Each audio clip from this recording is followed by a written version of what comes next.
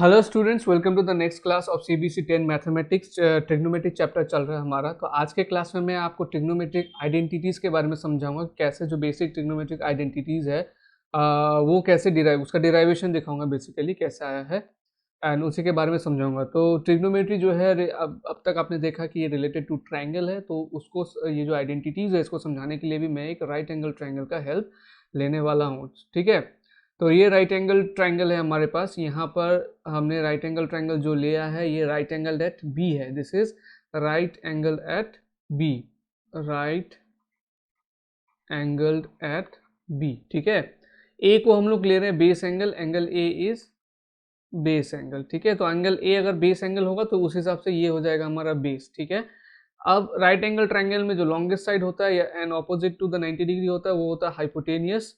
ठीक है, तो ये बेस हो गया, तो इसको हम लोग ले लेंगे बेस एंड इसको ले लेंगे क्या, perpendicular. Now right angle triangle में बाय यूजिंग पाइथागोरस थ्योरम हमको क्या पता है, hypotenuse square is equal to क्या होता है, perpendicular square plus base square. तो यहाँ पर भी हाइपोटेनियस स्क्वायर मतलब A C square is equal to क्या हो जाएगा, A B square plus B C square. तो A C square is equal to A B square plus B C square, इसको हमने ले लिया इक्वेशन 1। ठीक है, मैं डिराइवेशन दिखा रहा हूँ कि कैसे डिराइव होता है आपका आइडेंटिटीज।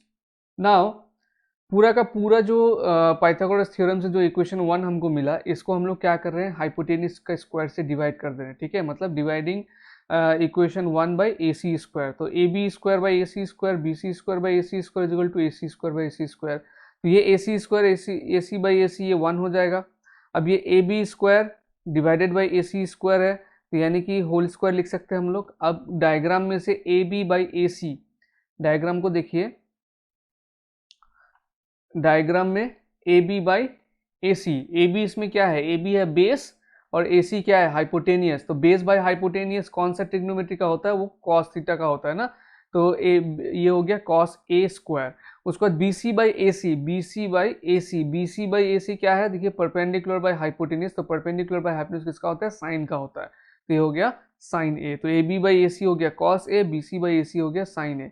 और ए सी बाई ए सी क्या हो गया, 1 का स्क्वायर 1 ही होगा। तो कॉस ए होल स्क्वायर लिख सकते हैं हम लोग cos square A, sign A whole square को लिख सकते हैं साइन स्क्वायर ए। ठीक है, इज इक्वल टू 1।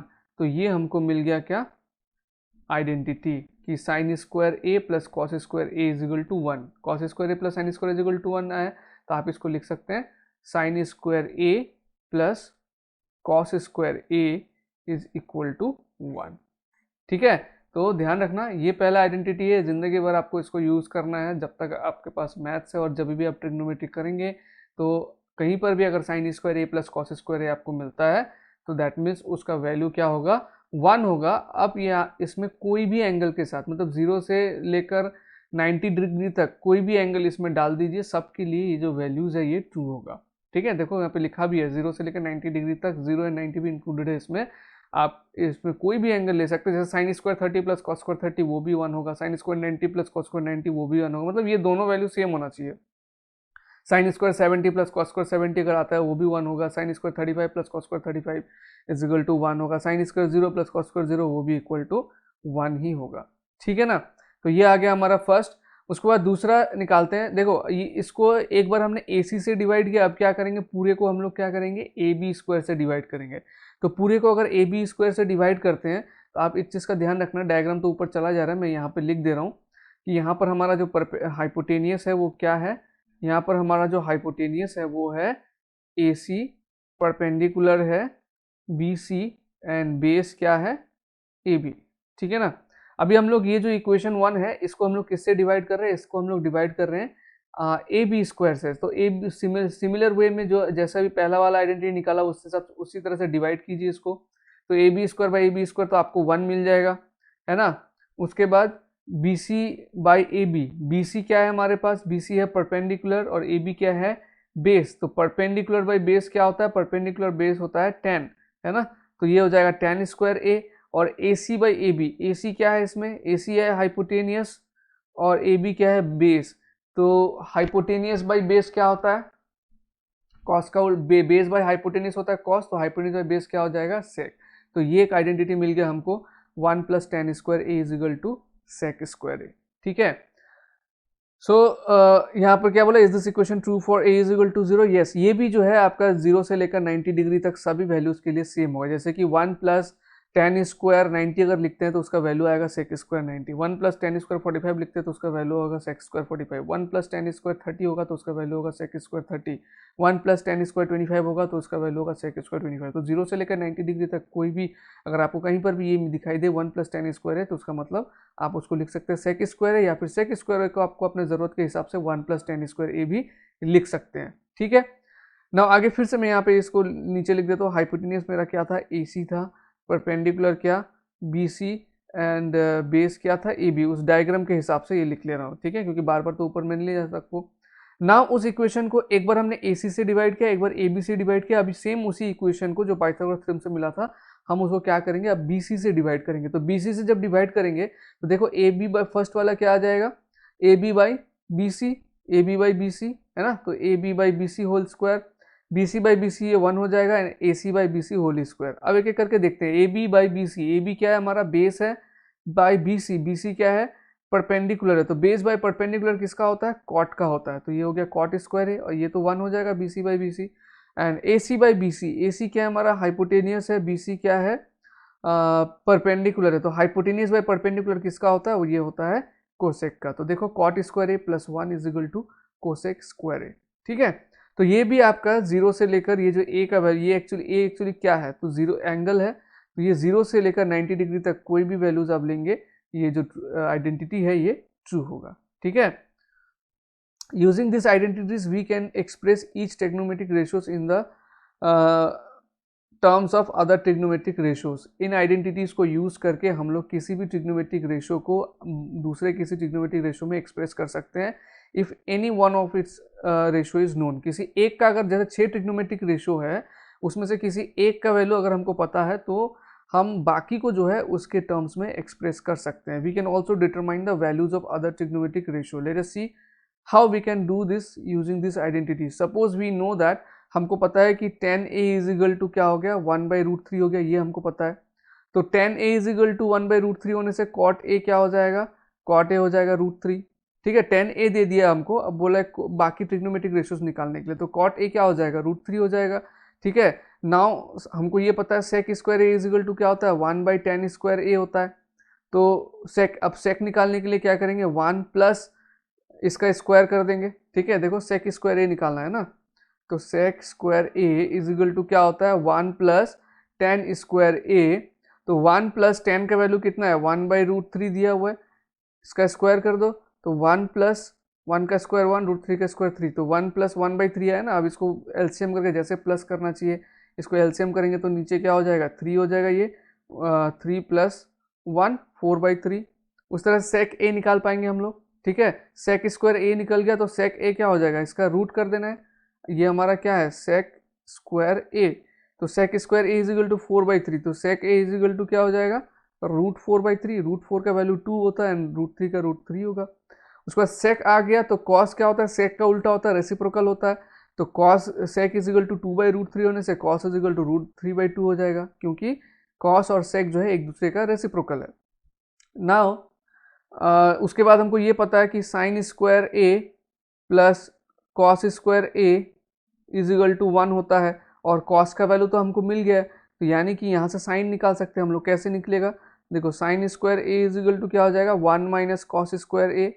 अब कॉस स्क्वायर a मतलब 3/4 है ना, कॉस का इसका स्क्वायर करेंगे तो 3/4, तो ये हो जाएगा 1 माइनस 3/4, एलसीएम करके माइनस करोगे तो 4 माइनस 3/4 है ना, तो 4 माइनस 3 कितना हो जाएगा 1/4। ये हो गया साइन स्क्वायर a का वैल्यू, साइन स्क्वायर a का वैल्यू हो गया 1/4, फिर इसका रूट करेंगे तो 1/2 आ जाएगा। अगर साइन का वैल्यू 1/2 हो गया तो कोसेक का वैल्यू क्या हो गया, कोसेक का वैल्यू हो गया 2। ठीक है, तो इस तरीके से हम लोग निकाल सकते हैं इसका वैल्यूज। अब एक और तरीका मैं दिखाता हूँ डेरिवेशन का। ठीक है, मान लो कि पहला जो आइडेंटिटीज है sine square a plus cos square a, इसको हमने वो ट्राइंगल से निकाल लिया, ट्राइंगल का हेल्प से। अभी इसी से बाकी आइडेंटिटीज निकल जाएगा। कैसे निकलेगा देखो, चलो पूरे इक्वेशन को पहले मैं साइन स्क्वायर a से डिवाइड करके दिखाता हूँ। ठीक है, तो जब साइन स्क्वायर ए से इसको डिवाइड करेंगे हम लोग, sine square A by sine square A क्या हो जाएगा, 1 हो जाएगा, plus cos square A by sine square A is equal to 1 by sine square A, ठीक है, इज इक्वल टू 1 प्लस, अब इसको जो है cos square A sine by sine square A, इसको क्या लिख सकते हैं, cos A by sine A का whole square is equal to, इसको लिख सकते हैं 1 बाई साइन ए का होल स्क्वायर। तो देखो 1 plus cos A by sine A क्या होता है, कॉट ए होता है ना, और स्क्वायर है तो ये हो जाएगा कॉट स्क्वायर ए, एंड 1 बाई साइन क्या होता है, कोसेक, 1 बाई साइन कोसेक होता है, तो ये हो जाएगा कोसेक स्क्वायर ए। तो यहाँ से ये एक आइडेंटिटी आ गया, ठीक है। आइडेंटिटीज जो जो निकालते जा रहा हूँ मैं यहाँ पे साइड में लिखते जा रहा हूँ, इसको कॉपी में नोट कर लेना।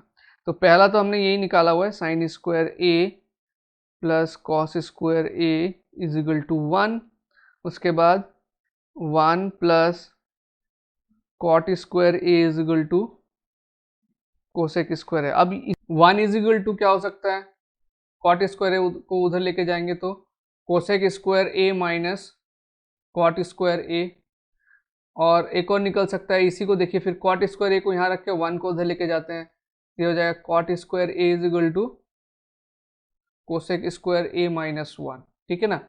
तो जिस तरीके से पहले साइन स्क्वायर ए से डिवाइड किया, उस तरीके से एक बार कॉस स्क्वायर ए से भी डिवाइड करके देखते हैं, कुछ ना कुछ वैल्यूज निकलेगा इसमें से भी, ठीक है। चलो तो कॉस स्क्वायर ए से डिवाइड करो पूरे इक्वेशन को, देखो क्या निकलता है, sine square A plus cos square ए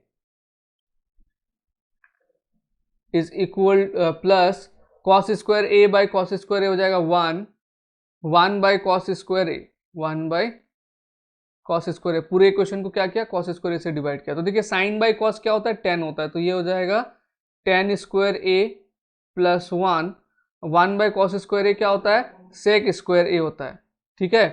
तो यहाँ से एक और आइडेंटिटी मिल गया, देखिए क्या मिला, tan square A plus 1 is equal to sec square A, plus 1 को इधर लेके जाइए, ये हो जाएगा tan square A is equal to sec square A minus 1, ठीक है। एक और चीज निकाल सकते हैं कि tan स्क्वायर ए को इधर लेके जाते हैं, तो ये हो जाएगा 1 is equal to sec square A minus tan square A, ठीक है। मतलब ये निकाला, और बाकी दोनों जो है इसी से निकला हमारा, एक बार tan स्क्वायर ए को इधर लेके गए, एक बार 1 को इधर लेके गए, उस तरह से ये निकाला था, और इससे बाकी दोनों निकल गए। और इससे भी दो और निकल सकता है, कैसे, sine square A plus cos square is equal to 1 हुआ, तो sine square A is equal to होगा 1 minus cos square A, and cos square A is equal to क्या हो गया, 1 माइनस साइन स्क्वायर है। तो टोटल कितना हो गया, 1 2 3 4 5 6 7 8 9 आइडेंटिटीज हो गया, ठीक है। बेसिक, सबसे जो बेसिक है वो आपको ये वाला याद रखना है, sine square A plus cos square is equal to 1। उसके बाद अगर टेक्निक पता है तो बाकी सारा आप खुद से निकाल सकते हैं, ठीक है। लेकिन याद रखना ज़्यादा बेटर होगा, क्योंकि जब एग्जाम होगा तब इतना सारा करने के लिए बैठेंगे तो ये तो आपका टाइम वेस्ट हो जाएगा, ठीक है ना। तो याद कैसे होगा, एक दो बार खुद से ये वाला चीज़ जो है घर में प्रैक्टिस कर लेना। बेसिक आपको याद रखना है कि ये वाला है sine square A plus cos square A is equal to 1, ये याद रहेगा, तो इससे बाकी ये दोनों निकाल सकते हैं। दूसरा क्या है, दूसरा है 1 plus cot square A is equal to cosec square A, ठीक है, ये याद रहेगा, तो इससे आने वाला बाकी दोनों ये है, ये याद रहे, ये आ जाएगा। और third one tan square A plus 1 is equal to sec square A, ठीक है। अगर ये याद रहेगा तो इससे आने वाला ये बाकी दो आप निकाल सकते हैं, ठीक है। तो ये आइडेंटिटीज को जरूर प्रैक्टिस कीजिए घर पे निकालने का।